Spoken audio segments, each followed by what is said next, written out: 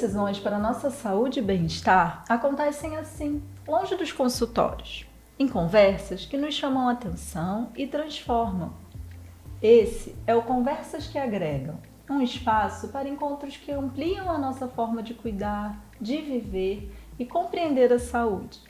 Eu sou Patrícia Pimentel, médica pediatra, e vou conversar com a Anice Rosa Martinovski. Ela que uniu áreas inicialmente antagônicas, e esse é o seu grande diferencial. Conta pra gente, como você uniu a fonoaudiologia e a moda? Patrícia, primeiro de tudo, muito obrigada. Estou muito feliz de estar aqui, realmente. Também. Muito grata. E essa história começou lá na época do vestibular, que todo mundo já sabia o que queria fazer quando crescesse, aquela pergunta de infância. O que você vai fazer quando crescer? Eu não sabia até a época do vestibular. Então, primeiro veio a fonoaudiologia, que inicialmente eu nem sabia o que era fono. Então, eu participei de uma palestra de uma professora, uma fonoaudióloga, em que eu disse, ok, gostei, fala de comunicação, isso é interessante. Ok, fiz a fonoaudiologia, me formei sempre com aquela grande ideia de o que eu vim fazer aqui nessa grande bolota azul. Você tem uma voz marcante, isso já era perceptível ali na adolescência? Um pouco sim. Já era natural? Sim, falar, comunicar já era natural, já tinha história na família também de comunicadores. Meu irmão mais velho já fazia fonoaudiologia, fazia fono, né? Terapia, que ele era gago. Então já tinha uma influência. Era paciente. Ele era paciente. Então já na tinha família não influência. Tinha ninguém assim da saúde com essa vertente? Não. Nenhuma vertente da área da saúde. Né? E então eu tinha aquela ideia, assim, mas eu não sabia o que tudo a fonoaudiologia fazia. Ok. Fui para a fonoaudiologia, me formei, me especializei em audiologia clínica e comecei a trabalhar com seleção e adaptação de aparelho auditivo. E ali a minha percepção sobre a escuta também começou a mudar.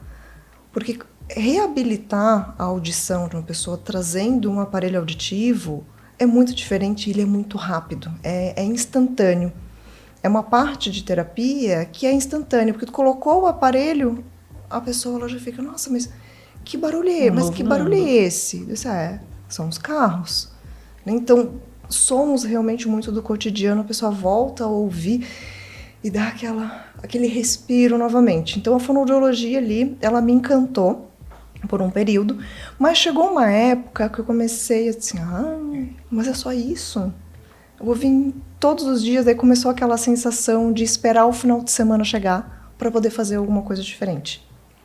Ok, trabalhava no centro auditivo durante a semana, de segunda a sexta, e daí ficava esperando o final de semana para aproveitar o final de semana, e voltava aquela rotina de novo, e aquilo começou a me deixar frustrada.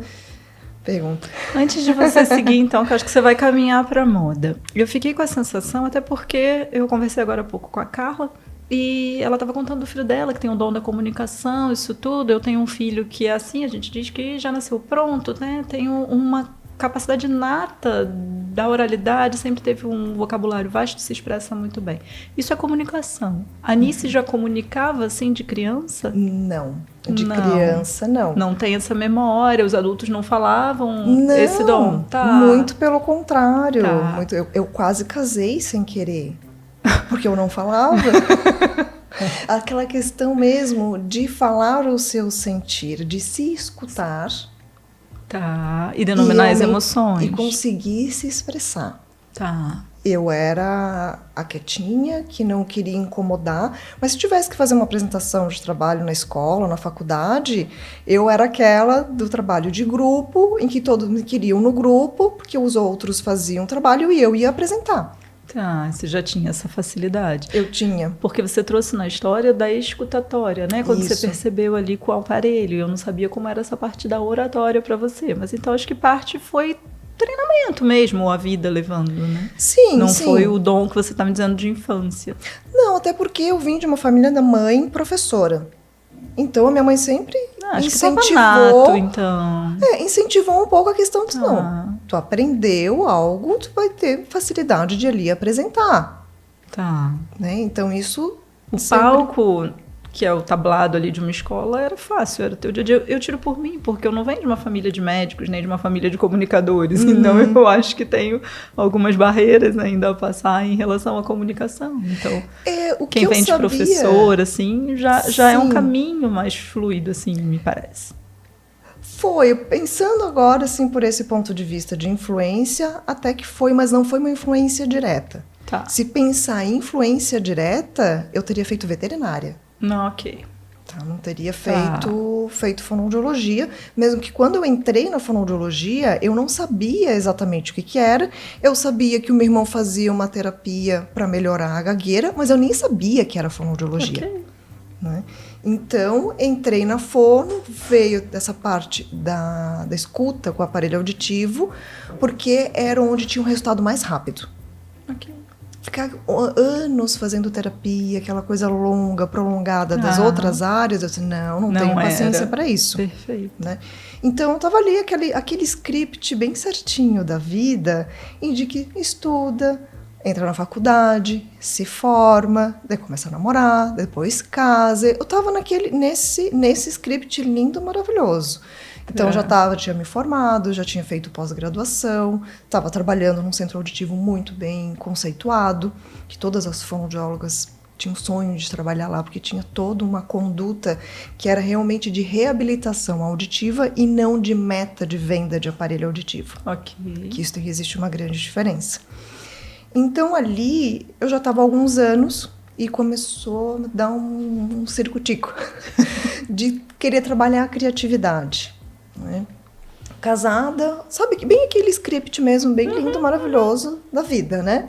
Mas eu via que faltava alguma coisa. Ai, não sei, não tá legal, eu queria não sentir... Não estava completo. Não, eu queria sentir algo que realmente batesse no coração. E eu não sentia isso, eu sentia a rotina, trabalho de segunda a sexta, paga a conta, a vida vai ser isso. Isso começou a me agoniar. E eu sempre gostei muito de ler. As minhas referências sempre vêm muito de leitura. E eu li um livro que, infelizmente, eu não lembro que livro é esse, mas que ele tinha um exercício para fazer uma retrospectiva nas brincadeiras da infância. E ali foi, assim, tipo, como que eu não percebi isso? Porque na infância, a minha avó materna, a profissão dela era costureira.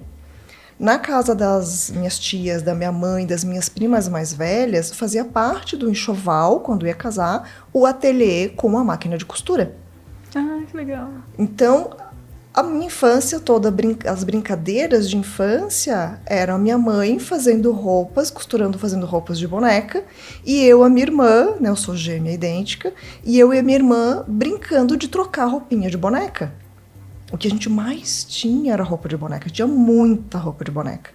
E quando eu li esse livro e estava já numa fase entediada na fonoaudiologia, porque fonoaudiologia e na área de reabilitação auditiva é a mesma coisa todos os dias. O que a maioria das profissões faz, né, Nisso? Mas assim, sabe aquele filme do Charlie Chaplin?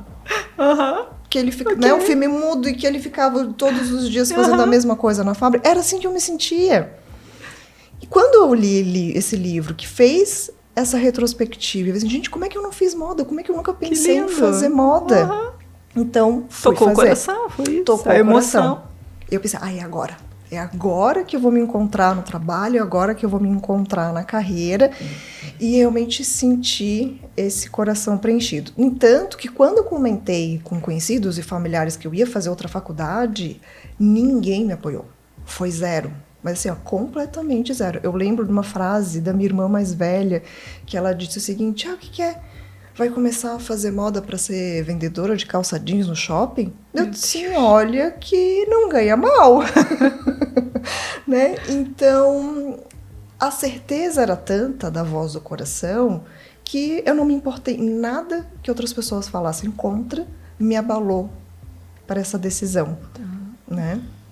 Prestei vestibular, entrei na faculdade de moda, fiz moda, e isso então, início daí casada, entrei na faculdade, trabalho, então era uma rotina maluca, bem doida.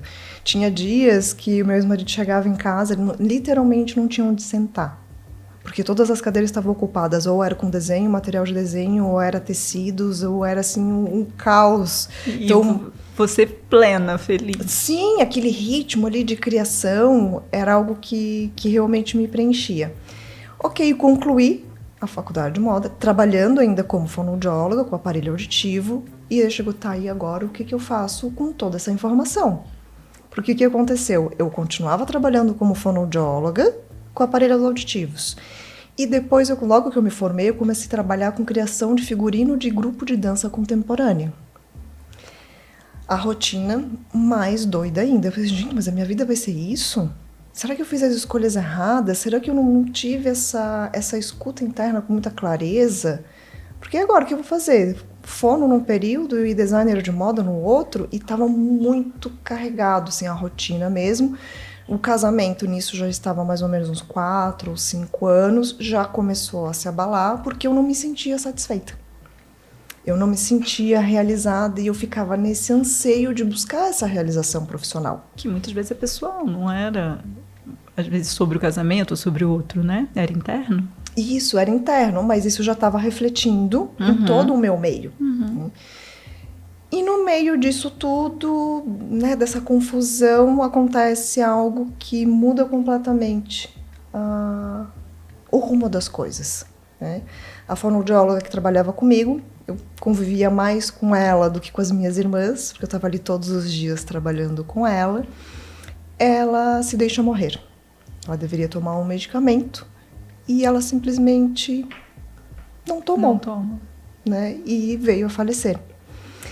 E dias antes dela falecer, a gente conversou e eu já vinha pensando em fazer mais uma tatuagem. E ela olhou pra mim muito séria, disse, não deixe de fazer absolutamente nada que tu tenha vontade de fazer. E acho que deu menos de uma semana, ela veio a falecer. E ficou aquilo marcado, depois que eu soube. Recado, né? Eu soube que ela tinha o sonho de ser fotógrafa e não seguiu essa vontade, né? E ficou ali naquela rotina de segunda a sexta, esperando o final de semana chegar. E ela foi consumida por isso e se deixou. E ali então chegou assim, eu preciso fazer alguma coisa. E algo dentro de mim dizia muito forte que a resposta que eu buscava não estava no Brasil. Indo ao contrário de tudo que qualquer psicóloga me dizia. A resposta está dentro de ti, não importa o lugar, o ambiente. Tinha um ciricutico. Tinha um ciricutico. E sempre que eu procurava uma terapia, elas diziam a mesma coisa, mas a resposta está dentro de ti. Procura essa resposta. E eu olhava assim, ok, eu estou aqui justamente para você me mostrar o mapa. Porque todo mundo diz que a resposta está dentro. Mas como é que eu acho essa resposta? Só que algo me dizia que a resposta não estava aqui. Então aconteceu tudo isso. Sabe aqueles filmes em que a mulher, ela larga tudo e simplesmente vai embora? Página em branco, tela em branco. Foi isso que eu fiz. Olha. Larguei os 2 trabalhos, casamento, apartamento, carro, tudo. E resolvi assim, não, a resposta que eu tenho, que eu quero, não é aqui. E fui embora para Dublin, na Irlanda, estudar inglês. A princípio, né? Estudar inglês. E com aquela convicção... Você é uma pessoa inquieta. Muito criativa. É a mente muito criativa. Então, tinha que estar criando, tinha que estar fazendo alguma coisa. E daí, quando começa a entrar numa determinada rotina, eu fico, e daí? Tá faltando alguma coisa. Mas naquele momento... Deixa eu ver um pouquinho de água. Eu tô adorando saber essa história. Eu não conhecia essa parte da vida da Anice, de ter ido. Eu sabia que ela tinha morado fora, mas não nesse contexto. Sim, foi esse contexto mesmo, quase de filme americano, de largar tudo, deixar tudo. Vem aquela cena da mulher vai lá e coloca as coisas todas dentro do carro e sai. Mais ou menos isso. Né? Eu resumi a minha vida num conjunto de malas. E com aquela ideia de que eu sempre tinha essa pergunta desde a época do vestibular. O que eu vim fazer nesta bolota azul? Eu brinco, né? Como é essa bolota azul? O que eu vim, afinal de contas, fazer aqui? Eu sempre tive a sensação de que não era só essa questão de trabalho ali, uma coisa aqui. tinha algo a mais, tinha algo além. Fui para Dublin, comecei a estudar inglês. A ideia era ficar 1 ano e eu acabei ficando 3 anos. O primeiro ano, aquele ano de adaptação, tudo novo e tal, estudando, aquela coisa toda, mas sempre aquela pergunta interna, né? Tá, mas daí? Porque chegou um momento que eu fiquei desacreditada que existia essa questão da realização profissional, de construir uma carreira brilhante. Eu comecei a achar que isso era coisa de filme. Sabe? Não, isso não existe, isso é uma fantasia, isso é um romance de filmes, de livros, mas que isso não existe. Ou pelo menos não existia para mim. Quase que uma desconstrução de que é possível ser feliz, né? Porque se você não tá completa, você não tá feliz. Era quase uma desconstrução. Isso. E eu acreditava assim, não, eu tenho que dar um 0 mesmo, tenho que dar um reset nessa parte profissional. Eu fiz as escolhas erradas, as decisões erradas, e segui. Só que a vida lá fora, né, em Dublin, não foi assim, aquele mar de rosas, tudo lindo, maravilhoso, aprendendo inglês, falando fluente, não. É muito frio, mas frio. É muito frio. E eu já sou friorenta por natureza, então me fechei mais ainda. Chegou uma hora que eu precisava trabalhar, e eu precisava ter contato com pessoas, até mesmo para treinar o inglês. Comecei a trabalhar com voluntária. Não é um brechó, porque não existe no Brasil, assim. Ele é um brechó, mas ele é um brechó beneficente. E ele é beneficente para um bem específico. Né? Então, eu fiz um trabalho voluntário onde eu selecionava as roupas, o que ia para venda e o que ia para reciclagem. E ali também me acendeu assim, gente do céu, era muita roupa. Patrícia, mas assim, muita roupa. Era algo chocante a quantidade de roupa que chegava. Qual que era o critério para venda e para reciclagem? Para venda, ela tinha que estar intacta, perfeita. Não podia ter um botão solto. Assim, gente, mas um botão solto a gente aperta. Então, peças incríveis indo para reciclagem. Daí fui eu atrás entender o que era reciclagem. Simplesmente enfia tudo dentro de um tonel, tritura tudo, coloca uma espécie de goma e faz aqueles cobertores cinzas que são enviados em países em situação de guerra. Aquilo lá que chamava de reciclagem de roupas. Só que tinha cada roupa incrível. De cada roupa eu pensava, não, mas isso aqui é só apertar o botão.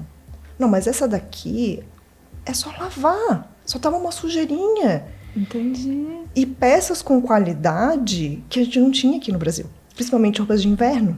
O que em teoria era uma sustentabilidade, só que na verdade não estava a triagem ali, que talvez para ser melhor. Porque era muito, não precisava. Toda a logística de ter que apertar um botão, de ter que mandar lavar uma roupa, não compensava. E peças com uma qualidade muito superior de questão de tecido, para o inverno, que eu olhava aquilo e disse, não, isso aqui não vai para reciclagem. Então eu tinha uma cadeirinha que eu deixava vazia e ia separando as peças ali. E as peças para mim, as peças para as pessoas que eu dividia a casa, né? Então eu sabia o tamanho de cada um, eu tinha esse olhar já para a forma de se vestir, a forma de se comunicar e de se expressar visualmente, das pessoas que eu morava junto. Eu já ia separando ali. Então, esse foi o primeiro trabalho, que já começou a me acender um alerta e puxar para moda. Aquilo que eu tinha deixado lá, a página em branco, começou a acender de novo. E também comecei a trabalhar como faxineira. Ali a minha autoestima se tornou inexistente. Eu fiquei mais de 1 ano sem cortar o cabelo, mais de 1 ano sem fazer as unhas, e eu gosto, assim, sempre gostei de fazer as unhas, e eu me desarrumava para sair, porque eu ia trabalhar de faxina, e um frio, em Dublin chove 200 dias por ano, frio e chuva e faxineira, né, tipo, eu ficava me questionando, e daí? Não é isso também. O que eu vou fazer? Tipo, poxa vida, é isso? Né? Então, bem cansada e desanimada, completamente desanimada da vida. Principalmente da vida profissional. Ali eu comecei a ter certeza que trabalho era para receber o meu dinheiro e pagar a conta. Tava assim. E num desses dias voltando, de uma faxina, voltando pra casa, dentro do ônibus, sabe aquele quando tu tá tão exausta, cansada, que a cabeça, tu não consegue sustentar a cabeça? A cabeça fica caindo? Eu lembro tão bem desse dia, que eu então tava no ônibus, com a cabeça caindo de cansada e de sono, e eu percebi que eu recebi uma notificação no meu celular. Eu olhei a notificação. O dono da escola de inglês em que eu estudava, ele é brasileiro e já morava há muitos anos em Dublin, e ele se apresentando e dizendo que acreditava que eu poderia ajudá-lo. Na hora, naquele instante, eu pensei, ele deve estar precisando de uma faxineira na escola. Tá. Daí eu pensei, bom, acho que pior não dá pra ficar. Já estava uma situação muito ruim. Então, ele sugeriu a gente se encontrar num café, pessoalmente, para ele explicar. Eu, tá bom. Então, nos encontramos no café, nós pedimos o café e ele já foi direto ao ponto. Eu estava olhando a tua ficha de inscrição e eu vi que tu é formada em fonoaudiologia. Eu, sim. Bom, então tu entende de oratória. Eu busquei um pouquinho assim na memória. Sim, entendo de oratória. Tá, mas tu também é formada em moda. Então quer dizer que tu entende de imagem? Eu, sim. Isso já tinha uma convicção. Essa parte eu gosto bem. Essa parte já tinha mais convicção, né? Ele olhou pra mim, então, é isso que eu quero. E eu fiquei assim, com essa cara, tipo, em silêncio, assim, tipo, oi? Como assim? Isso exatamente o quê? Eu lembro também do gesto dele, que ele foi pra trás, assim, ué? Comunicação verbal e não verbal. E eu, gente, o momento eureka da minha vida. Sim. Ali, então, óbvio. Então assim, não fui eu que uni a fonoaudiologia com a moda. Tá. Ele que percebeu isso e eu fiquei assim, se eu estivesse... Tudo fez sentido. Como se tudo tivesse se encaixado, como num filme do Walt Disney, assim, fogos de artifício explodiram atrás de mim, assim, é isso. E sabe aquela certeza, eu sabia que eu tinha que sair do Brasil para descobrir o que eu tinha que fazer. Eu sabia, aquela coisa, daí que veio esse... Você precisava de um anjo, né? Porque ele foi um anjo. Sim, ele foi. Então foi uma sensação realmente da voz do coração. Aproveita e fala pra gente.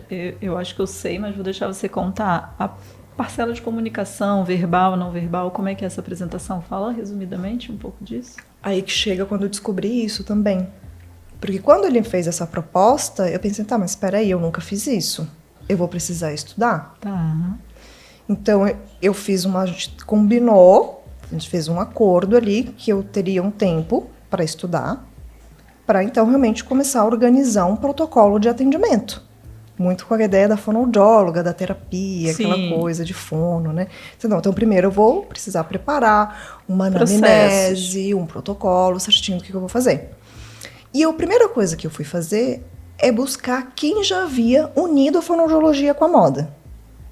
Não existia. Então, primeiro desafio. Não existe ninguém que faça isso. Ok. Fui começar a pesquisar, então, comunicação verbal e não verbal. Daí que eu chego na pesquisa do professor Albert Mehrabian, de 1960, em que, num contexto emocional, 7% da nossa comunicação são as palavras. E eu falei, meu Deus, mas só 7%? Só isso. A palavra. 38% é o tom de voz. E 55% é a imagem, os gestos, a postura, a expressão, o estilo. Você não precisa falar para estar comunicando. Você chegou, você está comunicando o tempo inteiro. Isso. A hora que eu olhei aquilo, eu disse, que genial. Por quê? Se 7% são as palavras, vamos supor, então, o conteúdo. Tá? Porque daí eu levei um pouco, porque o contexto da pesquisa ele é específico para expressão e comunicação das emoções. Tá. Mas eu levei um pouquinho mais para o lado racional, do lado profissional. Então, vamos pegar aqui esse 7%, então, é o conteúdo, é aquilo que você estuda, a parte técnica, certo? Então, 38% é a voz, é o tom de voz. Porque Porque se eu tenho aquele professor que ele sempre fala no mesmo tom de voz e a aula é depois do almoço e todos os alunos começam a ficar com sono e ele não sabe por quê, é porque ele é um monotom. E um monotom ele traz uma calma, um relaxamento em que todo mundo dorme. Então o professor ele pode ser ótimo, ele tem um conteúdo maravilhoso, mas o tom de voz dele... À noite, então... Então, aí tá os outros 38%. E 55% é a imagem. É o que o filósofo Confúcio, antes de Cristo, já dizia. Uma imagem fala mais do que 1000 palavras. E quando uma expressão ela perpetua por tanto tempo, ela se torna uma verdade absoluta. Tem ninguém que conteste que a hora que tu vê uma foto, um buffet, tu chegou no restaurante, a primeira coisa que tu vê é olha a comida, o que agrada, o que não agrada. Com certeza. O que eu quero, o que eu não quero. Certo? E isso é com tudo, em qualquer lugar que tu chegue. E outra, a visão é o nosso principal sentido. E é a comunicação mais rápida. Ela é a mais longa e mais rápida em questão de segundo. Então, de 2 a 6 segundos, tu já cria toda uma história baseado no que de mais de 1000 palavras com aquilo. Então, quando eu olhei isso, eu disse, mas espera aí. Se 38% é o tom de voz, fonoaudiologia. 55% é a imagem, aparência, gestos, postura, moda. E o conteúdo é a pessoa que vai trazer. Então, nesse meu estudo, eu descobri essa pesquisa e eu pensei, peraí, se mais de 50% da comunicação é a imagem, eu vou começar a trabalhar a comunicação dele pela imagem, pela forma como ele se veste. Perfeito. Pela maior porção. E eu pensei, gente, ninguém faz isso. Isso não existe. Que quando a gente pensa, eu preciso trabalhar minha comunicação, tu vai olhar o teu guarda-roupa quando tu começa a trabalhar a tua comunicação? Não. E é a maior porção. Eu vou começar a trabalhar onde é maior. Você pensa que vai contratar a fono, não olhar o guarda-roupa. Exato. Ok. Criei, então, um protocolo, expliquei para ele, pautado na pesquisa. Claro, a pesquisa é relacionada à emoção, é o contexto emocional, mas eu me inspirei nessa pesquisa e trouxe para a razão e profissão. E ele me contratou por uma questão extremamente delicada. Ele estava processando o governo irlandês e ele queria chegar nas audiências seguro, confiante, com uma boa postura. Uma consultoria de imagem. Também. Sim, também. Ok, comecei a trabalhar com ele, né, elaborei ali um processo. Em 2 semanas, as pessoas em volta da escola começaram a dizer, tu tá diferente? Tem alguma coisa em ti que tá diferente? Eu não sei, as pessoas começaram, eu não sei nem dizer o que é, mas tá legal. E ele começou a me indicar, daí já me indicou para outros 2 diretores de escola. Fiz o trabalho com eles também e comecei a comentar com as pessoas conhecidas que eu estava fazendo aquele trabalho. Saí da faxina. Daí não fazia nem mais sentido estar na faxina. Daí veio aquela empolgação, eu precisava me arrumar também. Eu também entendi o quanto a minha imagem influenciava. Porque quem é a primeira pessoa que se vê no espelho, a gente acorda e pensa, que roupa que eu vou colocar? Qualquer evento que tu vá, que roupa que eu vou colocar? Então, é muito da comunicação, estava ali, né? Pesquisas comprovam isso. E chegou um aluno da Trinity College, procurando desesperado, que precisava do meu trabalho. Eu, tá, ok. Eu faço primeiro uma conversa, como se fosse uma anamnese, para entender a necessidade dele. E ali eu descobri outra coisa que eu falei assim, gente do céu, como a gente é atrasado. Trinity College, hoje, neste ano, em 2026, ela ainda está entre as 100 melhores universidades do mundo. Ela foi fundada em 1592 e desde a sua fundação existe uma regra básica. 60% da aprovação na faculdade é oratória. Qual que é a premissa? Se tu aprende e não sabe expressar e falar o que tu aprendeu, tu não aprendeu nada. Porque tu não passa para frente. Essa é a dor de muitos adultos hoje, né? Comunicação. Isso. Hoje a gente vê a falha de... Exato. Daí o que acontecia?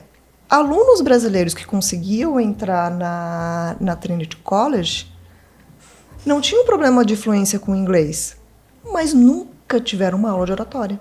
Nunca. Não sabiam a comunicação. Nunca conseguiram se expor. Porque a gente é a não tem isso. modulação de voz, é a presença de... Nada disso. Nós não temos isso no nosso sistema educacional. E ali eu falei assim, gente, é verdade, que incrível. Então, o que acontece? O que eu percebi ali? Nosso sistema é assim, não, tu tem que saber muito do conteúdo. Quando eu sei muito, eu domino o conteúdo, eu falo bem. Será? Não fala bem, com certeza. São coisas diferentes. Porque daí eu pergunto, o que é falar bem? Diferente. É só falar o que tu sabe? Tu tá falando para você mesmo e pro seu ego. Uhum. Agora você tem que falar com o outro. Como é que o outro recebe? Como é que tá a escuta? Exatamente.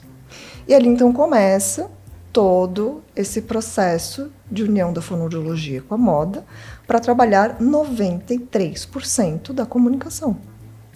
Porque o 7% do teu conteúdo é teu. Uhum. E aqui a gente fica com o quê? Só com 7%. Então ali eu comecei... E o curioso que aconteceu nessa época é que quando eu ia explicar para um irlandês o que eu fazia, eles não entendiam. Porque a oratória, o se expor, o falar o que sabe, vem desde o colégio, da primeira infância. Para eles não terem o medo do palco, o medo de falar em público. Então, quando eu explicava isso, eu pensava, mas isso não é lógico? Tu conseguir expressar e falar aquilo que tu sabe? Lá você conseguia, para esse perfil, moldar a imagem. Era sobre imagem, não era sobre, né, a oratória, ou muito do que hoje... Né? Eu estou falando de mim, obviamente que a gente acaba falando da gente, mas eu sei que as pessoas que me cercam, os médicos que trabalham aqui, que não vão para Instagram, nada disso, o problema muitas vezes não é a imagem, não é o que você está passando ali em silêncio, é o que você vai falar, como eu vou falar, né? Modular a voz, então, se a gente for pensar ali, guerreiro, cuidador, né? Arquétipos, fica mais difícil ainda. Então, e isso... Meu filho tem o dom na escola, mas eu tenho 2 filhos. O outro talvez não tenha tanto esse dom nato e não foi treinado na escola. Tudo bem, hoje já tem um curso de teatro, mas as escolas oferecem, mas a gente realmente ainda está distante de ter esse tipo de comunicação para as nossas crianças. Sim, para as crianças e, na verdade, para todos. Sim, porque se começa com as crianças, né, vai acontecendo em alguma fase escolar, mas... Não é o que se apresenta hoje. Eu estou refletindo aqui porque a gente hoje já está na era digital da comunicação. Né? Uma coisa é a gente estar conversando ou se apresentar numa palestra fechada, mas hoje com o celular é infinito. Você não sabe quantas pessoas vão estar te vendo e te ouvindo. Né? Isso, que daí vem também então, a comunicação e a oratória digital.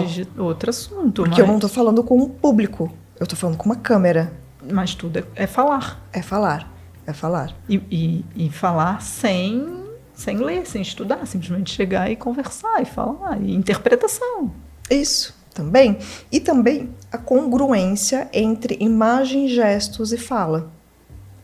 E daí, pegando o gancho da área da saúde, eu já tive alguns alunos médicos que, né, aqui nós temos aquela postura do médico vestido de branco e tal, né, o linguajar ali, o vocabulário dele, o vocabulário técnico.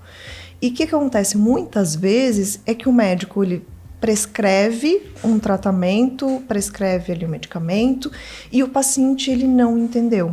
Ele acha que entendeu, faz a recomendação errada, porque ele acha que entendeu. Sim. E o que acontece? Uma regra básica da comunicação, a primeira de todas, na verdade, é o responsável pela comunicação é o comunicador. Se um paciente não entendeu exatamente o tratamento ou fez o tratamento errado, é porque o médico... está no comunicador. Isso. E era muito o que acontecia. Eu passo o tratamento para os meus pacientes e eles não fazem ou sempre fazem errado. Olha. Como é que eu faço para eles seguirem certinho? Assim, como é que está a adequação de vocabulário? Como assim? O que é isso? Porque entra-se num vocabulário tão do cotidiano que para ele aquilo ali é tão simples, e daí entra assim, a inteligência comunicativa está em olhar com quem eu estou falando. Por um lado é bom atender mães puérperas que já falam que estão com a memória ruim, a gente desenha, repete. Isso! Por um lado a pediatria ajuda. Mas eu entendi o que você está falando, tô brincando. Não, mas assim, é ótimo isso. Por quê? Trazendo essa coisa, desenha. Não, solzinho, lua, a gente se comunicava ali. Mas aí que tá. A gente usa essa expressão, ui, não entendeu o que é que desenhe, com tom de ironia. Não. E tem pessoas. Mas é muito usado com tom de ironia. Concorda? Pode ser, sim. Né? Então, eu vi assim, muitas pessoas dizendo, ai, não entendeu o que é que desenhe? Uhum. Quero. E a pessoa, hã? Eu quero. Eu quero que desenhe. E a pessoa fica assim, oi? Era uma ironia, mas.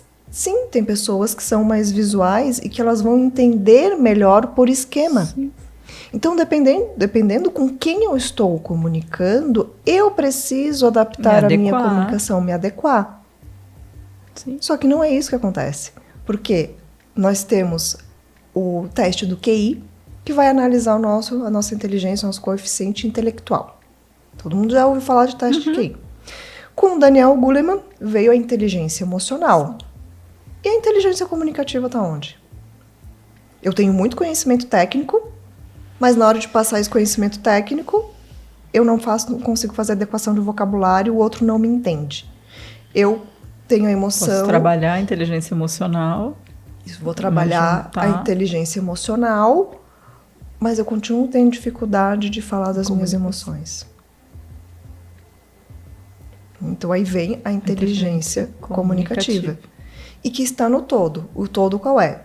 Bati o olho em uma pessoa, comunicação não verbal, a imagem e aparência, mais de 50% da comunicação, ali eu já vou entendendo como é que eu vou me comunicar com aquela pessoa. Sensacional.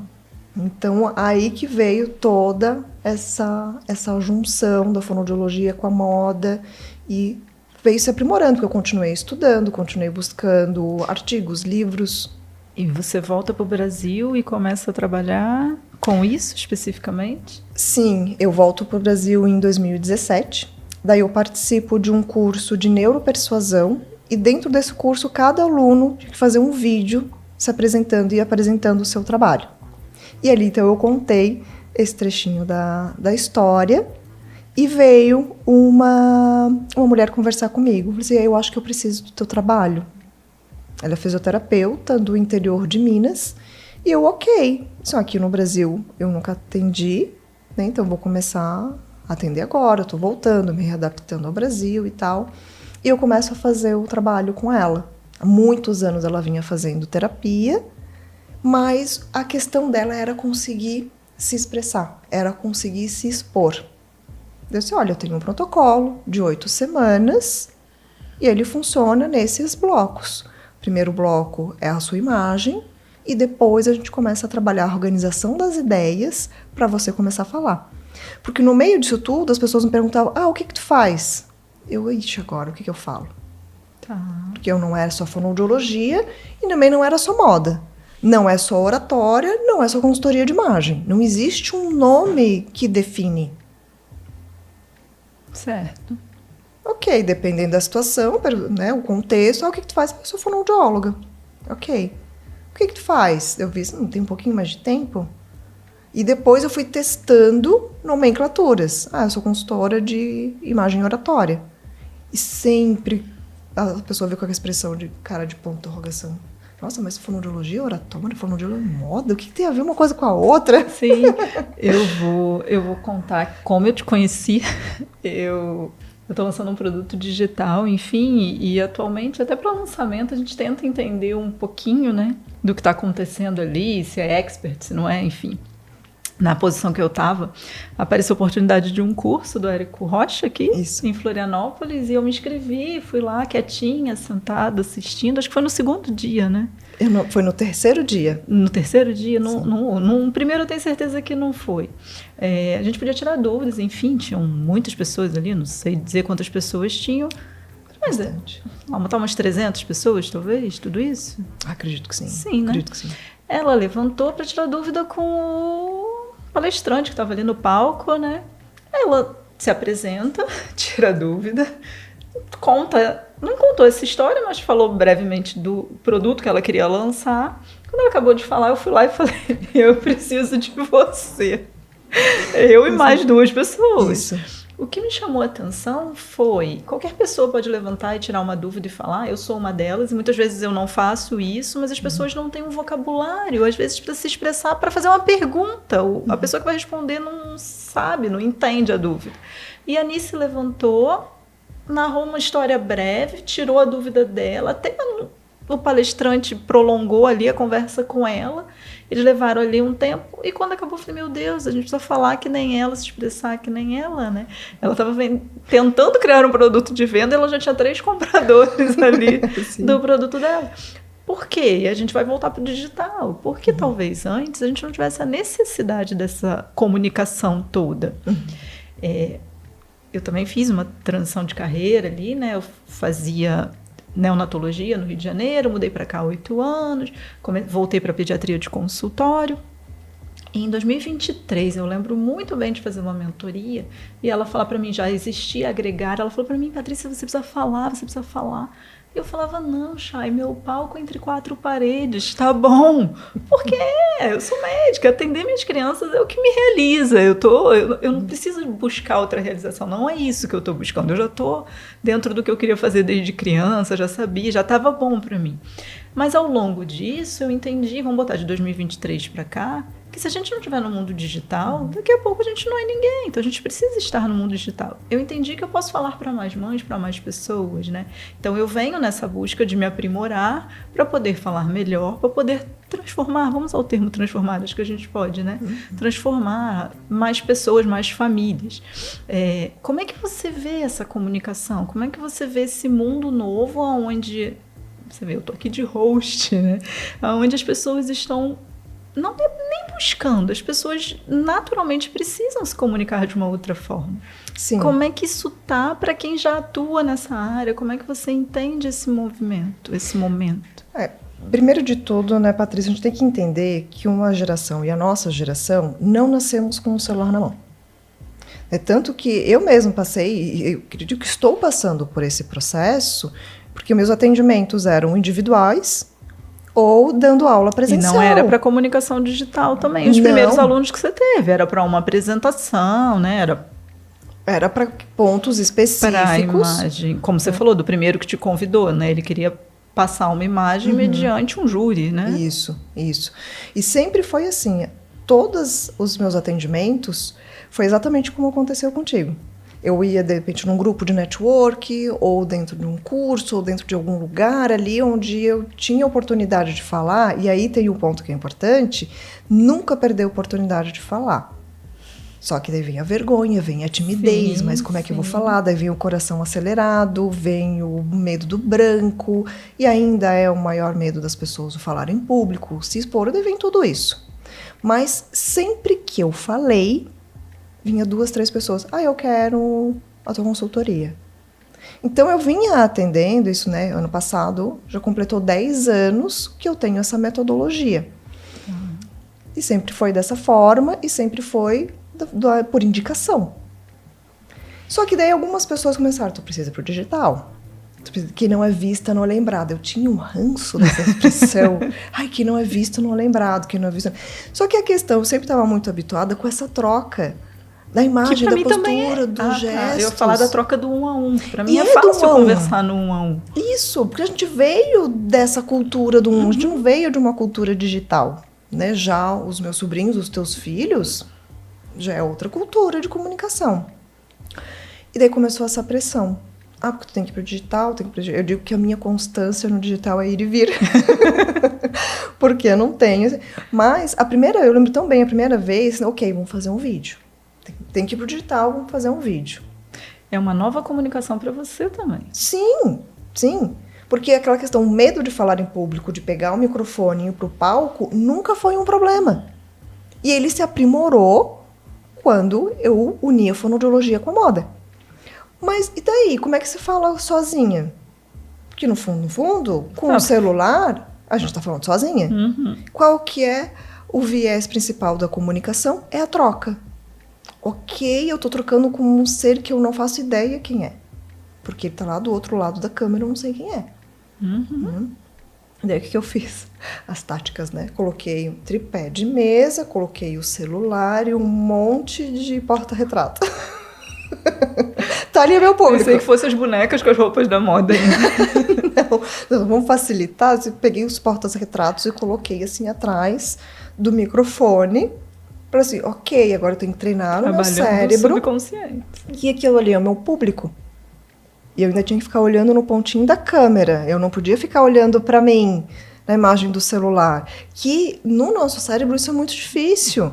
A nossa visão, o nosso principal sentido, é instintivo do ser humano fazer a leitura das expressões, que é a maior porção da comunicação. Sim. Que é a troca já, né? Você Isso. tá te entendendo ou não tá, de acordo com a expressão. Quem é que tá ali na frente? É uma imagem que sou eu. Eu vou ficar sempre com o olhar um pouco mais para baixo, querendo me ver. E não ficar com o olhar mais para cima, olhando para a câmera. Ali, essa coisa tão simples, para mim sempre foi muito difícil. E daí também vem a parte de eu vou soltar. Eu vou fazer. Faz. Só faz. Olhou o vídeo de novo, fez, gravou, olhou. Não gostou? Apaga e faz de novo. Não tem outro caminho. E procura melhorar. Daí tem pessoas que falam, mas você tá com medo, vai com medo mesmo. Não. Não, isso funciona em parque de diversões. Eu vim com medo mesmo. Diferente. Eu já vou provar que não veio assim, não. Isso funciona em parque de diversões. Você tá com medo, você se preparou, tanto que você me procurou. Sim, tá bom. Então você tá com medo, você se prepara e aí você vai com menos medo. Tá. Concorda? Concordo. Se discordar também não tem problema. Mas percebe que o trauma de uma pessoa subir no palco com medo mesmo é muito grande. Sim. Eu já tive alunos no presencial, na escola que eu dei aula, de chegar na porta chorando, de nervoso, mas chorando assim Acredito.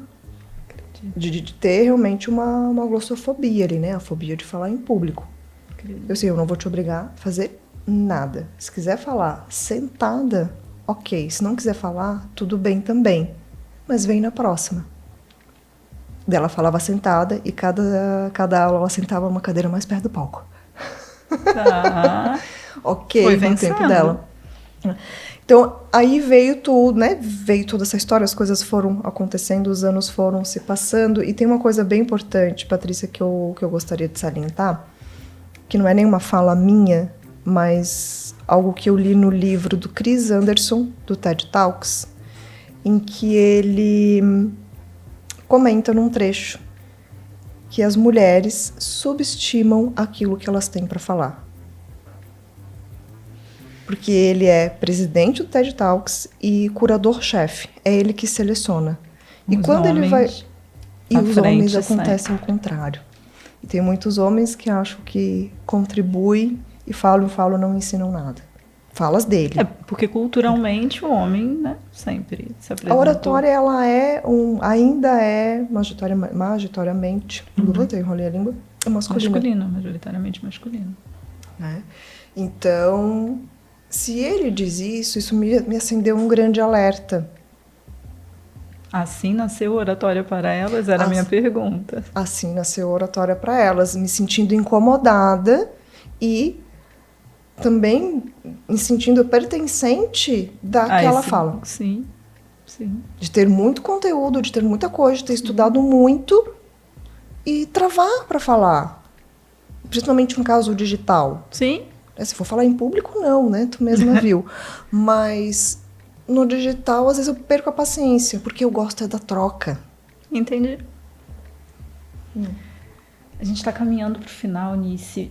Me diz, ou deixa pra gente, como se fosse uma dica mesmo, para desenvolver a comunicação e oratória. O que você acha que seria ali o primeiro passo, uma dica para esse caminho? Patrícia, eu vou passar 2 exercícios, muito simples, que no teu dia vão levar 5 minutos. Porque o que acontece? Tu já se comunica, tu já fala, tu já se veste, tu já faz isso. A grande questão é que está completamente no piloto automático. Tá. Tu faz. E a vida, ela acontece, a vida, ela continua, ela da forma que está. Mas pode ficar muito melhor.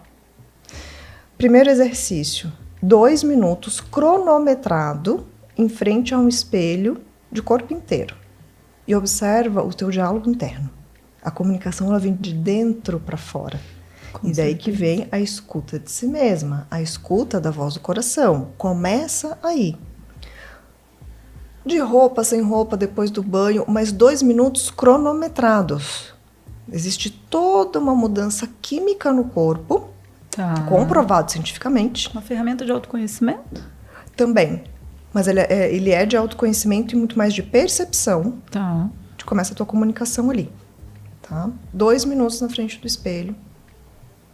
Se olha, se mexe, se observa. Tá. Frente para trás, mexe o cabelo.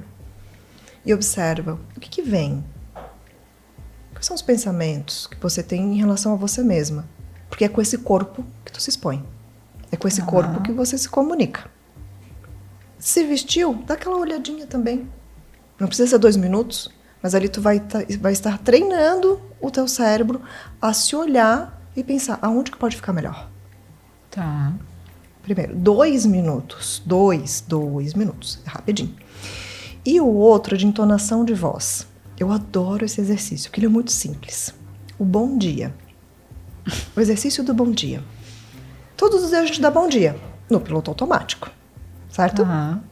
Daí você vai começar a mudar a entonação de voz do seu bom dia. Bom dia. Bom dia! Bom dia!